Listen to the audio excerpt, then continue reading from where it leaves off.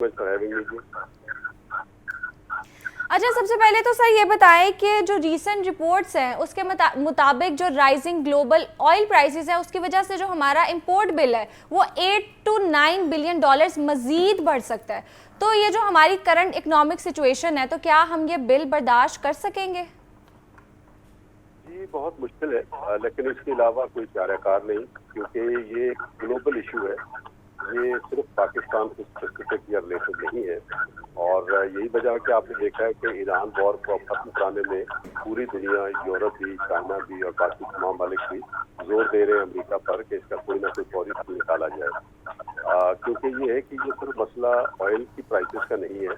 Oil के साथ जुड़ी हुई ट्रांसपोर्ट है, कम्युनिकेशन है, एग्रीकल्चर है, हर चीज में जो है वो उसमें कॉस्ट ऑफ डूइंग बिजनेस बहुत ज्यादा हो गई है, महंगाई बहुत ज्यादा हो गई है। तो एक तो ये है कि ये पाकिस्तान स्पेसिफिक नहीं है, और दूसरा ये है कि अभी इस कॉन्फ्लिक्ट को हल होने में जिस तरह के मसाइल पे दरपेश है, अनसर्टिनिटीज काफी है। अगर ये मसला जल्दी हल भी हो जाता है तो सप्लाई चेन में जो इस वक्त डिस्टर्बेंसेस हैं उसको सीधा होने में काफी वक्त लगेगा। तो लिहाजा पाकिस्तान को प्रिपेयर्ड होने की जरूरत है और इसकी ग्लोबल पर्सपेक्टिव को समझने की जरूरत है। इसे सिर्फ मतलब हुकूमत की नालायकी समझना मुनासिब नहीं होगा। इसको ग्लोबल कॉन्टेक्स्ट में लें। प्रॉब्लम इंडिया में भी है, चाइना में, एशिया के बाकी मालिक में भी है, नंबर 1। नंबर 2 ये है कि इसकी वजह से ग्लोबल इकोनॉमी में स्लो डाउन का इम्कान है। अभी IMF और वर्ल्ड बैंक की रिपोर्ट्स भी आई हैं कि अगर ऑयल की इसी तरह की प्राइसेस रहती है तो जो इकोनॉमी है वो स्लो डाउन हो जाएगी। पाकिस्तान में भी हम ये एक्सपेक्ट कर रहे हैं, अभी जो फिगर आए हैं कि जो इसमें इन्फ्लेशन फिगर जो है ना वो मजीद बढ़ सकते हैं, इकोनॉमी ऑलरेडी स्लो डाउन हो सकती है। लिहाजा जो आपका सवाल है कि पाकिस्तान बर्दाश्त कर सकता है कि नहीं कर सकता, मेरे ख्याल में ये वो एक पेन है कि जो हर एक मुल्क को तूहन करन बर्दाश्त करना पड़ रही है, और उसके लिए आप बाकी इकोनॉमिक जो स्ट्रक्चर्स है या आपके फंड्स हैं उसमें कहीं ना कहीं आपको कट्स भी लगाना पड़ेंगे, डाइवर्जन करना पड़ेगी, और पेन को शेयर करना पड़ेगा। कुछ हुकूमत को अपने अखराजात कम करके, फेडरल और प्रोविंशियल को, कुछ ये है कि कंजर्वेशन पॉलिसीज को अडॉप्ट करके, और कुछ पोर्शन जो है वो हमारा बड़ी टारगेटेड सब्सिडीज की शक्ल में जाना चाहिए ताकि आवाम को कम से कम उसका दबाव पड़े और इकोनॉमी जो है वो इस शॉक को सह सके। बिल्कुल ऐसे। अच्छा सर, फिर ये बताएं कि जो आने वाले दिन है उसमें हम देखेंगे मजीद इन्फ्लेशन बढ़ेगी? जी इम्कान यही है। उसकी वजह यह है कि ऑयल एक इतनी सेंट्रल चीज है, ऑयल है, गैस है, डीजल है, कि इसका जो है वो रिपल इफेक्ट इकोनॉमी में हर चीज पे पड़ता है। तो आप ये देखिए, ट्रांसपोर्ट के किराए हैं, वो हुकूमत ने कोशिश की है कि डीजल की प्राइसेस कम करके उन्होंने पब्लिक ट्रांसपोर्ट जो है उसके ऊपर कोशिश की है कि कम उसको जो एडवर्स इम्पैक्ट है उसको रिवर्स कर सके। इसी तरह आपने देखा कि जो किसानों के लिए पर एकड़ 1500 रुपए की सब्सिडी वो हुकूमत कोशिश कर रही है, लेकिन इस सारे कुछ को ऑर्गेनाइज होते हुए टाइम लगेगा। सो और वर्ल्ड वाइड ये है कि कॉस्ट ऑफ डूइंग बिजनेस भी बढ़ गई। अब आपके यहाँ फॉर एग्जांपल जो इस वक्त दुबई में जो ऑयल की प्राइसेस है वो गालिबन 135 या ऐसा कुछ करके है। समुद्री किराए बढ़ गए हैं, तो लिहाजा जो लैंडेड कॉस्ट है ऑयल पेट्रोल की वो ऑलरेडी बढ़ चुकी हुई है। तो इन सारी चीजों का एक इम्पैक्ट तो जी आएगा।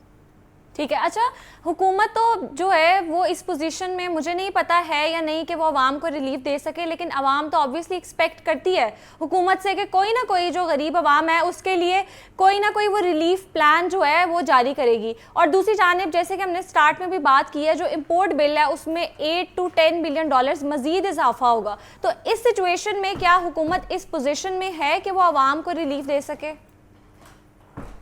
मुश्किल है, लेकिन हुकूमत को करना पड़ेगा शॉर्ट टर्म में। उसकी वजह यह है कि जैसे गवर्नमेंट ने ऑलरेडी कहा है कि जी जो पब्लिक ट्रांसपोर्ट है उसके लिए they are trying to figure it out कि उनको डायरेक्ट सब्सिडाइज कर दें, और डीजल की प्राइसेस उन्होंने कम भी की हैं। अच्छा, इसी तरह ये है कि हमारे यहाँ बहुत बड़ी जो आवाम है वो ट्रेवल करती है मोटरसाइकिल्स के ऊपर, तो उसमें ये है कि वो अपना डेटाबेस के हिसाब से वो कोशिश कर रहे हैं कि जी वो डायरेक्ट सब्सिडीज दे सकें। अच्छा, फिर जो पब्लिक ट्रांसपोर्ट में रिक्शा हमारे शहरों में बहुत ज्यादा एक कॉमन किया जाता है, उसको भी इसमें बेसिकली शामिल किया जाना चाहिए। अच्छा, फिर जो डीजल की प्राइसेस हैं किसानों के लिए खास तौर पे, उसमें हुकूमत कोशिश कर रही है कि जो डेटाबेस उनके पास है और नई रजिस्ट्रेशन है उसको शामिल करें। अब हुकूमत ने जो पहले है तकरीबन कुछ 200 बिलियन रुपीस का टारगेट रखा था, जिसपे उन्होंने फेडरल गवर्नमेंट के साथ साथ प्रोविंशियल गवर्नमेंट से भी कमिटमेंट्स ली थी कि वो भी इसमें अपने हिस्सा डालें। तो ये फेडरल गवर्नमेंट को और प्रोविंशियल गवर्नमेंट को मिल के वक्ती तौर पे जो अपने एक तो अखराजात कम करके इसको अपना रिलीफ देना चाहिए पब्लिक को, और दे रहे हैं, इसको रिलीफ को बढ़ाने की ज़रूरत है। और दूसरे ये है कि जो अपने कुछ स्कीम्स जिनको डेवलपमेंट स्कीम को थोड़ा सा पोस्टपोन करके तो उस अमाउंट को भी इधर डाइवर्ट किया जाना चाहिए। तीसरा ये कि ये जो प्रोसेस है रिलीफ का, डेटाबेस का, उसको हुकूमत जितना स्पीड अप कर सके, लोगों को वो इम्पैक्ट जो है ना वो नजर आना शुरू होगा तो बेहतरी होगी। चौथा चीज इसमें इम्पोर्टेंट आवाम का भी है कि आवाम को भी हमें थोड़ा सा अपने लाइफस्टाइल को देखना पड़ेगा, इम्प्रूव करना पड़ेगा कि जिसमें एनर्जी कंजर्वेशन हमारी इंपॉर्टेंट हो। अब बिल्कुल हमारे यहाँ ऐसे है। प्रॉब्लम ये है कि घरों में जितने भी इलेक्ट्रिकल इक्विपमेंट्स हैं, मोटरें हमारी, वो उसमें बहुत ज्यादा बिजली जाए होती है। हमारे यहाँ बस लाइट्स हैं, पंखे हैं, ये वो बिल्कुल पुराने सेटअप स्ट्रक्चर पे हैं। अच्छा, यही चीजें अगर आवाम अपने तौर पे करें तो आपकी बिजली का बिल 1/3 हो सकता है। दूसरा फिर ये है कि जो ऑल्टरनेट एनर्जीज है, जो रिन्यूएबल एनर्जी है, उस पे ऑलरेडी काफी लोग गए हैं, लाइक सोलर पे बहुत ज्यादा, उस पे भी हुकूमत ने खैर वो आगे जाके कट्स लगा दिए हैं। लेकिन इसके साथ इलेक्ट्रिक व्हीकल्स मार्केट में आ रही हैं, स्कूटर्स जो है ना वो आ रहे हैं। तो उसमें जो इकोसिस्टम है कि इलेक्ट्रिक व्हीकल्स का या रिन्यूएबल एनर्जी का, वो भी हमारा बड़ा इब्तदाई स्टेज पे है। उसको एक मैसिव तरीके से बढ़ाने की जरूरत है। हुकूमत का ऑलरेडी एक इलेक्ट्रिक व्हीकल पॉलिसी 2025 से 30 तक की आ चुकी है। उसमें उन्होंने निशानदेही की है, आउटलाइन दिए हैं कि जी हम किस तरह इसका इकोसिस्टम बनाना चाह रहे हैं। तो उसमें जो रिन्यूएबल एनर्जी का पुश है वो हुकूमत की तरफ से भी और आवाम की तरफ से भी उसको मजीद बढ़ाने की जरूरत है। ये हम देख रहे हैं कि इंडिया में फॉर एग्जांपल इस पे काफी सालों से काम हो रहा है।